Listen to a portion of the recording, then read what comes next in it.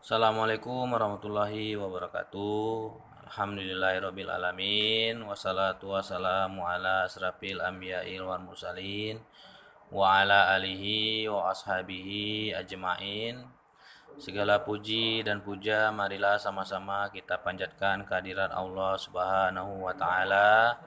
Berkat rahmat dan hidayahnya kita dapat bersih merasakan nikmat iman, nikmat Islam, dan nikmat kesehatan sehingga kita masih dapat menjalankan aktivitas dengan sebaik-baiknya dan dapat melanjutkan proses pembelajaran jarak jauh kita pada kesempatan ini. Salawat berangkaikan salam kepada Nabi besar Muhammad sallallahu alaihi wasallam yang telah membimbing umat manusia dari zaman jahiliyah kepada zaman yang penuh dengan ilmu pengetahuan sebagaimana yang kita rasakan pada saat ini. Alhamdulillahirabbil alamin, kita dapat berjumpa kembali dalam proses pembelajaran jarak jauh. Pada kesempatan ini Bapak akan membahas salah satu topik kita kelanjutan dari materi sebelumnya, yaitu terkait dengan lembaga penegakan hukum. Untuk itu, pada kesempatan ini kita mencoba untuk membahas beberapa di antara lembaga penegak hukum yang ada di Indonesia, yang tentunya mereka memiliki tugas untuk menegakkan hukum setegak-tegaknya, menjalankan hukum dengan seadil-adilnya.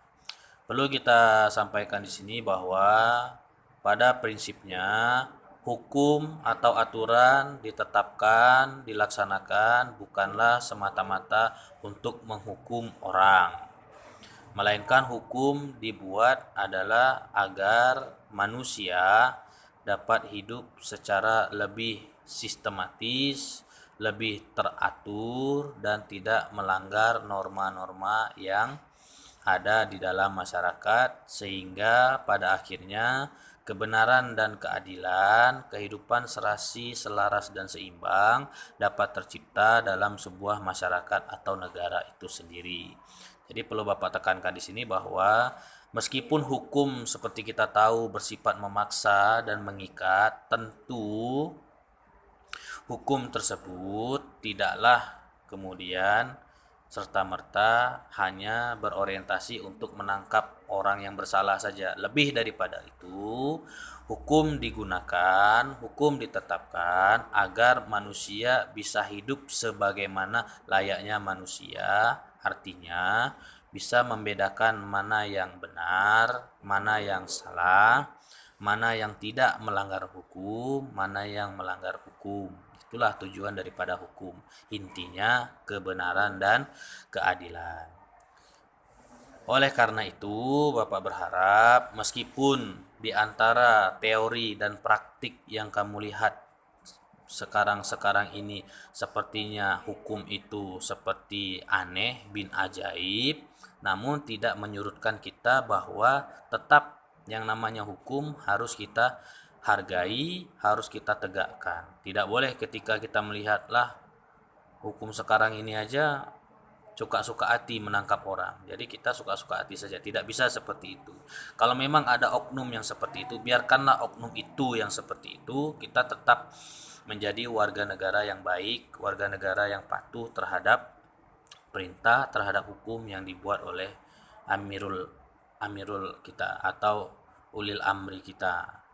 Permasalahan apakah itu dia bersalah atau tidak itu urusan yang lain. Oke, itu saja tentang definisi daripada hukum secara ringkasnya. Oke, kita langsung kepada pokok permasalahan. Jadi pada kesempatan ini kita akan bahas beberapa lembaga penegak hukum. Yang kita bahas yang pertama adalah terkait dengan Kepolisian Republik Indonesia atau kita kenal dengan nama Polri. Sebagai sebuah lembaga yang bertugas untuk menegakkan hukum, tentu pihak kepolisian sangat paham tentang undang-undang, sangat paham tentang tata hukum yang ada di Indonesia. Maka yakinlah bahwa mereka akan senantiasa menegakkan, mereka akan senantiasa menjalankan hukum sebagaimana semestinya. perihal ada oknum-oknum di antara mereka yang melakukan pelanggaran hukum, itu tidak bisa kita samakan, kita samaratakan bahwa lembaga tersebut pelanggar hukum. Itu adalah oknum saja, tidak bisa disamakan dengan orang anggota yang lain. Karena masih banyak juga anggota kepolisian itu yang baik, yang sesuai dengan hukum yang berlaku. Oke, terkait dengan Kepolisian Republik Indonesia, sebelum mereka dipecah eh, dari ABRI, mereka itu tergabung dalam Angkatan Bersenjata Republik Indonesia. Baru kemudian setelah terpisahnya dari ABRI, mereka berdiri sendiri. Artinya TNI berdiri sendiri, kepolisian berdiri sendiri dengan tugas yang berbeda. Jika Tentara Nasional Indonesia bertugas untuk menjaga kedaulatan, maka Kepolisian Republik Indonesia bertugas untuk mengayomi dan melayani masyarakat. Ketertiban masyarakat itu urusan daripada pihak kepolisian. Nah, dalam konteks penegakan hukum, kepolisian itu memiliki kewajiban, memiliki beberapa kewenangan sebagaimana yang ada di dalam Undang-Undang Nomor 2 Tahun 2002 tentang Kepolisian Republik Indonesia. Itu ada banyak sekali kewenangan yang dimiliki oleh kepolisian. Namun dalam kesempatan ini tidak mungkin kita bahas satu persatu. Jadi kita saring saja, kita intisarikan saja bahwa pihak kepolisian itu pada prinsipnya kita harus tahu dulu hierarkinya, ya. Kita harus tahu turunan-turunannya. Tentu yang paling tinggi adalah Polri atau Polisi Republik Indonesia. Kemudian di setiap provinsi ada yang disebut dengan Polda atau polisi daerah yang berada pusatnya di masing-masing ibu kota provinsi. Kemudian di bawahnya lagi ada Polres atau polisi resort, itu berada di kabupaten atau kota. Itu baru turunannya lagi ada namanya Polsek, ya, polisi sektor, itu ada di wilayah kecamatan. Kemudian sekarang juga ada yang namanya Babinsa yang ditempatkan di setiap desa. Apa itu fungsi Babinsa? Ketika terjadi pelanggaran terhadap peraturan atau undang-undang atau hukum di sebuah desa, sebelum dilanjutkan kepada proses penangkapan oleh Polsek maupun Polres, maka Babinsa itulah bersama Tuhapet yang akan memediasi dulu. Apakah ingin diselesaikan di desa, di Geci, atau tidak bisa diselesaikan dan dilanjutkan ke tahap pengadilan. Ketika memang berhasil diselesaikan di desa, maka Babinsa itulah yang akan mengurus segalanya untuk proses mediasi tersebut. Jika tidak berhasil, maka barulah dibawa kepada pihak kepolisian. Nah, itulah hierarkinya, itulah rentetannya, itulah bagannya. Paling tinggi Polri, Polda, Polres, dan Polsek. Babinsa paling bawahnya. Oke, apa sih fungsi daripada kepolisian atau apa sih tugas dari kepolisian dalam hal penegakan hukum? Jadi kita simpel saja, kalau dalam undang-undang itu banyak sekali.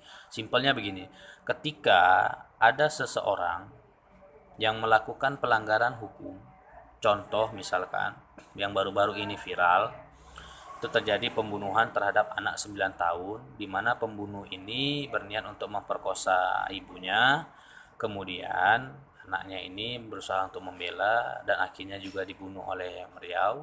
Maka tugas pertama yang dilakukan oleh pihak kepolisian terhadap kasus tersebut adalah menangkap orang tersebut, menangkap tersangka tersebut, menangkap pelaku tersebut.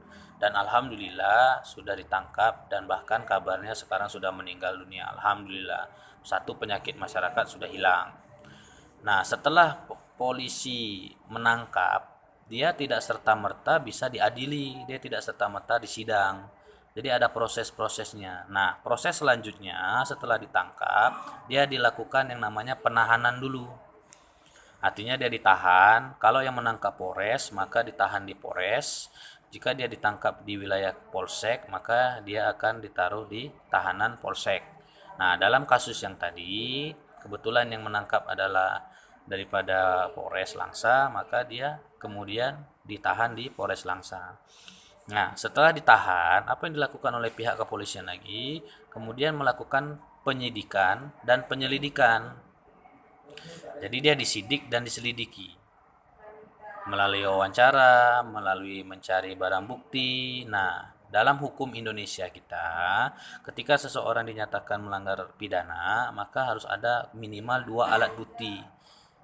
Dua alat bukti yang menunjukkan bahwa dialah pelaku daripada pembunuhan tersebut. Nah, misalkan ada parang yang digunakan untuk membunuh anak tersebut. Kemudian ada yang namanya baju dia atau baju anaknya juga bisa.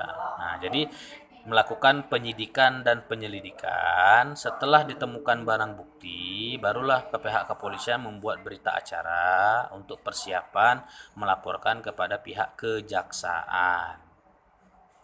Nah, jadi intinya menangkap, menahan, menyidik, baru kemudian membuat berita acara dan kemudian dilaporkan kepada pihak kejaksaan negeri. Nah, pihak kejaksaan negeri lah nanti yang kemudian menunjuk satu jaksa penuntut umum untuk mendakwa daripada tersangka ini dengan undang-undang yang berlaku.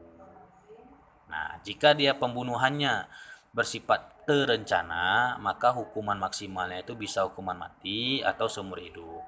Jika tidak terbukti tidak berencana, artinya spontanitas dia membunuh tanpa ada rencana, maka mungkin maksimal ya seumur hidup atau 25 tahun atau 15 tahun. Nah, jadi dalam konsen materi kita hari ini, apa sih tugas kepolisian dalam penegakan hukum? Seperti Bapak simpulkan tadi, menangkap, menahan, melakukan penyidikan, baru kemudian menyerahkan kepada pihak kejaksaan untuk dituntut ke pengadilan dan diputuskan di sana. Jadi inilah fungsi daripada kepolisian. Tugas kalian silakan catat di buku latihan, di buku siswa juga ada, di internet juga ada tentang kewenangan-kewenangan apa saja yang dimiliki oleh Kepolisian Republik Indonesia. Itu terdapat dalam Undang-Undang Republik Indonesia Nomor 2 Tahun 2002. Silakan kalian cari, kalian catat wewenangnya apa saja. Kemudian fotokan seperti biasa, kirim ke WA Bapak pribadi sebagai dasar bahwa kalian